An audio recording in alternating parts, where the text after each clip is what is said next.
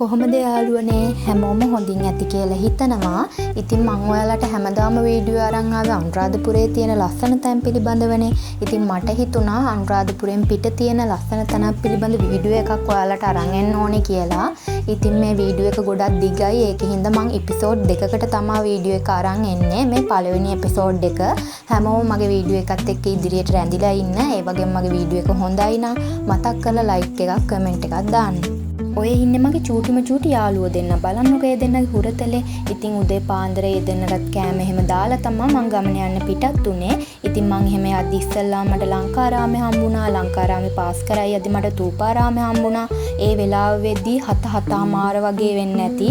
ඉතින් හරිම ලස්සන පරිසරයක් තමයි ඒ වටපිටාවේ තිබ්බේ. තිසාවවත් පාස් කරගෙන ඔහම යද්දි රුවන්වැලි සෑය, ඊට පස්සේ සඳහිරු සෑය හම්බුණා. ඉතින් මට හිතුණා ඒ ලස්සනත් එක්කම අනුරාධපුරයේ කියන්නේ කොච්චර වාසනාවන්ත කොච්චර ලස්සන පින්බිමක්ද කියලා. ඉතින් මට හිතුණා ඔයාලටත් බලන්න වීඩියෝ ක්ලිප් එකක් ගන්න ඕනෙමයි කියලා.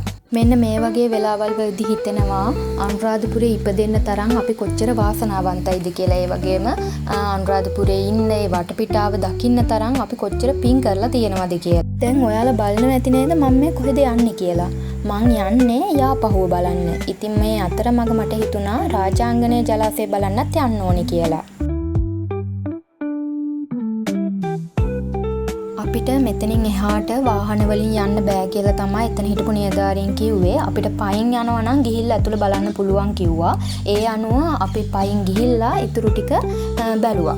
මෙම ජලාශය උතුරු මැද සහ වයිඹ පළාත් සීමාවේ තමයි පිහිටලා තියෙන්නේ. වැව් බැම්මේ කෙළවරක් සම්බන්ධ කරලා තියෙනවා කඩිගල නම් ඓතිහාසික කළුගල් පර්වතයට. මේකේ මුදුනට යන්න ගලේ කෙටු පඩිපෙළක් නිර්මාණය කරලා තමයි තියෙන්නේ. ජනප්‍රවාදයේන පෙකට කතාවක් වෙන්නේ අතීතයේ මෙම ජලාශයේ බැම්ම බැඳිය යුතු නිවැරදි සීමාව රජුට තීරණය කිරීමට අපහසු වුණාලු. ඒ අවස්ථාවේදී කඩිකූඹුවන් පේලියක් මේ පර්වතයේ දිගේ ගමන් කරමින් වේල්ල ඉදිකළ යුතු මාර්ගය පෙන්වූ බව සඳහන් වෙනවා. කඩිගිය ගල පසුව කඩිගල වූ බව ජනශ්‍රුතියේ සඳහන් වෙනවා. එමෙන්ම ඒ ආකාර තවත් ජනප්‍රවාදයක් වෙන්නේ අතීතයේ යුද්ධයක් හෝ ආරක්ෂක කටයුතු සංවිධානය කිරීමේදී කඩු මුහාත් කිරීමට හෝ කඩු හුවමාරු කිරීමට භාවිත කරපු ස්ථානය මේ ස්ථානය බව සලකනවා.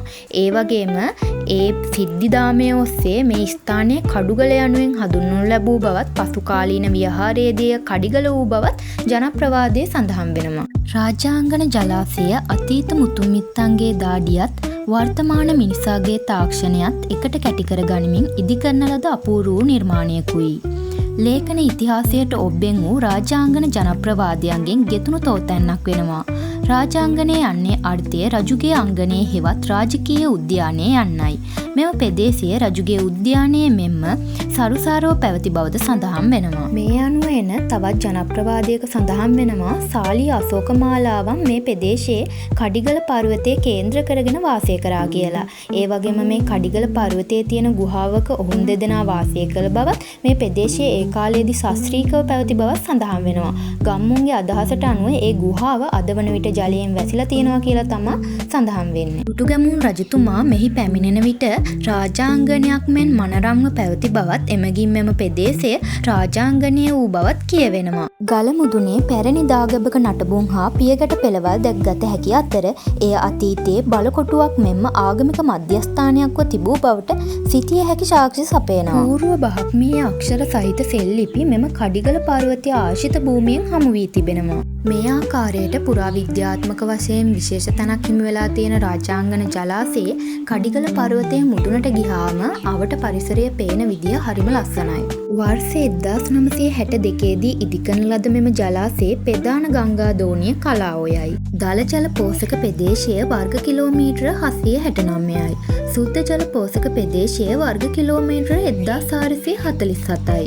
ජලය සැපෙන ප්‍රදේශ වෙන්නේ අනුරාධපුර දිස්ත්‍රික්කයේ රාජාංගන ප්‍රාදේශීය ලේකම් බල ප්‍රදේශය, කුරුණෑගල දිස්ත්‍රික්කයේ ගිරිබාව ප්‍රාදේශීය ලේකම් බල ප්‍රදේශය, පුත්තලම දිස්ත්‍රික්කයේ කරුවලගස්සව ප්‍රාදේශීය ලේකම් බල ප්‍රදේශය.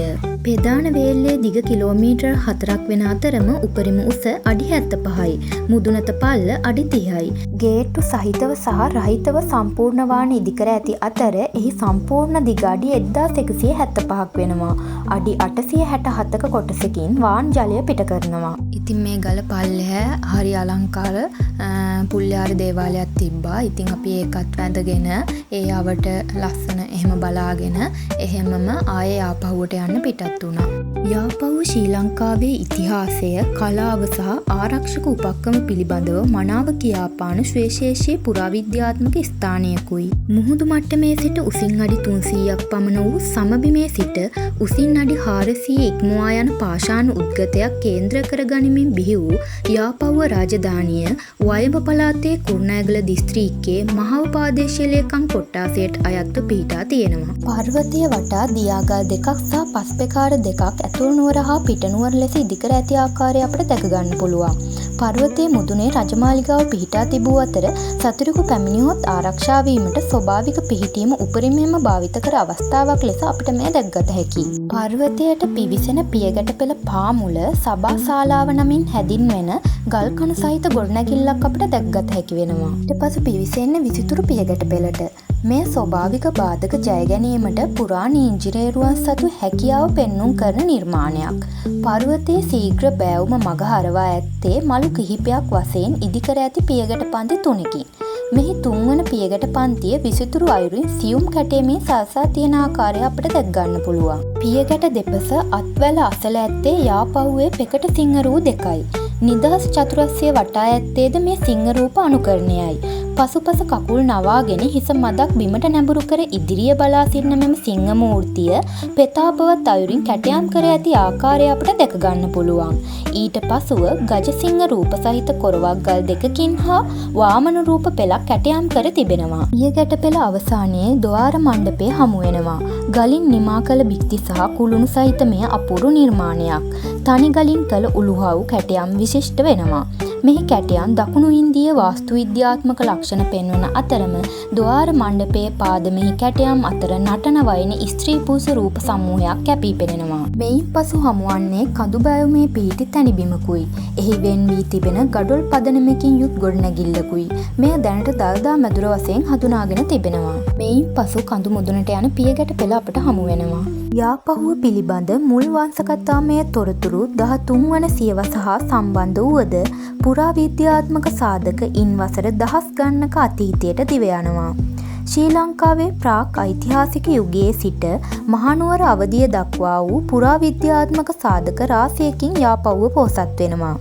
යාපහුව පුරාවිද්‍යා ස්ථානයේ මෙන්ම ඉන් පරිබාහිර ආසන්නව පිහිටි මොනරකන්ද දිවුලවැව උස්ගල හා කයිකාවල යන ස්ථානයන්ගෙන්ද ලංකාවේ ශිලා යුගයට සම්බන්ධ තොරතුරු මේ වන විටත් ගවේෂණය කර තිබෙනවා. 13 වන සියවසේ යාපහුව රාජධානිය බිහිවීමට මත්තෙන් මුල් අනුරාධපුර සමයේදී බෞද්ධ ආරාමික සංකීර්ණයක් පිහිටුවා තිබූ බවට සාධක රාශියක් යාපහුව තුල පිහිටා තියෙනවා. මේ අතරින් කටාරම් කැටූ ගල්ලෙන් හා එයට අයත් ලෙන් ලිපි හා අනුරාධපුර යුගයට අයත් බුද්ධ ප්‍රතිමා හා මුරගල්ද එම පුරාවස්තු අතර වෙනවා. මහාවංශයෙන් කියවෙන යාපහුව පිළිබඳ ප්‍රථම ඓතිහාසික ප්‍රවෘත්තිය වන්නේ සුබනම් සෙනෙවියකු යාපහුව ආරක්ෂිත ස්ථානයක් ලෙස යොදා ගනිමින් කාලිංග මාග ආක්‍රමණිකයන්ට විරුද්ධව කටයුතු මෙහෙවූ බවයි. ඉන් අනතුරුව සිව්වන විජයබාහු චන්ද්‍රබානු නම් ආක්‍රමණිකයා පරදවා යාපහුව සංවර්ධනය කර එහි සිය සොයුරු බුවනකබාහු රඳවනවා. යාපහුවේ ස්වර්ණමය යුගය බුවනකබාහු රජ සමයයි. වංශ කතාවේ සඳහන් ආකාරයට සෞභාග්‍යයෙන් බබලන අතිශයින් විශිෂ්ට වූ රාජ්‍යයක් මේ සමයේ වූ අතර සීදාන්ත ධාතුන් වහන්සේලාගේ ආරක්ෂිත ස්ථානයද වූයේ යාපහුවයි. අතීත විදේශ සම්බන්ධතා සඳහා යාපහුව වැදගත් වන අතරම චීනය සමග පැවති සම්බන්ධතා මේ අතරින් සුවිශේෂී වෙනවා. ලංකා ඉතිහාසයේ කෙටි කලක් විරාජමානව පැවති යාපහුව රාජධානිය 13 වන සියවස අවසන් කාල සීමාවේදී ඇති වූ පාණ්ඩ්‍ය ආක්‍රමණයන්ට නතුව බිඳ වැටීමට ලක්ව ක්‍රමයෙන් වනගහණයට හසු වී විනාශයට පත්වෙනවා. මේ විදියට කොහොම හරි පර්වතයේ මුදුනටම අපි නැග්ගා. හැබැයි මේකේ මුදුනටම යන එක ගොඩක් අමාරුයි. හැබැයි ගියාට පස්සේ වටේ දක්නට තියෙන පරිසරය හරිම නිස්කලංකයි. ඒ වගේම හරිම ලස්සනයි. ඉතින් පුළුවන්කමක් තියෙනනම් මෙතැනට ගියොත් හැමෝම පුළුවන් විදිහට මේකේ උඩටම නගින්න. මොකද උඩ හරිම ලස්සනයි. ඉතින් මේ මුදුනටම නැග්ගට පස්සේ එතන පොඩි දාගැබක් පිහිරලා තියෙන නටබුන් අපිට දක්නට පුළුවන්. ඒ වගේම මේ අසල තියෙනවා මහනුවර යුගයට අයත් කියලා කියන කළු ගලින් තනු බෝධිඝරයක්. ඒ වගේම ඊට නොදුරින් පුරාවිද්‍යාත්මක වශයෙන් කැණීම් නොකළ ගොඩනැගිලි රාශියක් දැක ගන්න පුළුවන්.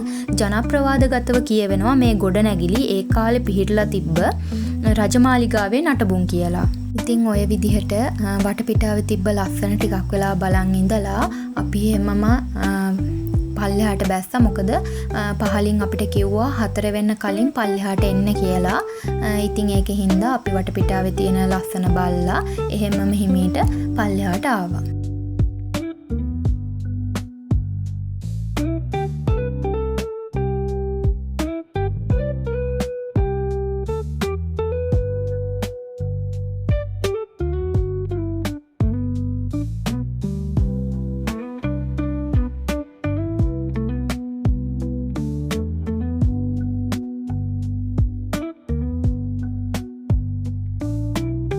එහෙම පල්ලෙහාට ඇවිල්ලා පල්ලෙහා තිබ්බ මේ තැන බලන්න ගියා. අපි කලින් උඩහට යද්දි මෙතන බලන්නම් කියලා හිතුවත් ආයෙ හිතුවා පල්ලෙහාට ආවට පස්සේ ආයෙ යනවා කියලා. එතනත් හරිම ලස්සනයි. ඔයාලත් ගිහිල්ලා බලන්න. හරිම ලස්සනයි. ඒ වගේ මෙතන තියෙනවා පොඩි ගල් ගුහාවක් එහෙම පිහිරලා තියෙනවා. ඒ වගේම බෝධියක් තියෙනවා. චෛත්‍යයක් තියෙනවා. පිළිමෙගයක් තියෙනවා. ඉතින් ඒ ටිකත් එහෙමම බලාගෙන අපි උඩහට ගියා. මම ඔයාලට කලිනුත් කිව්වා මේ සීමාව වෙන වෙලා තියෙන්නේ දියාගල් දෙකකින් කියලා. ඒ අතුරු නුවරයි පිට නුවරයි කියලා. එතකොට මේ පිට නුවර පිහිරලා තියෙනවා දාගැබ්, පිළිම ගෙවල්, බෝධිඝර ආදී විශේෂ තැන් ගොඩක්. ඒ අතරින් ඔයාලා මේ දකින්නේ පිට නුවර තියෙන බෝධිඝරයක්. මේ බෝධිඝරයේ මෙහි පිහිටි වැදගත් ස්මාරකයක් වෙනවා. පාදමහා බිත්ති කළු ගලින් තමයි නිම කරලා තියෙන්නේ.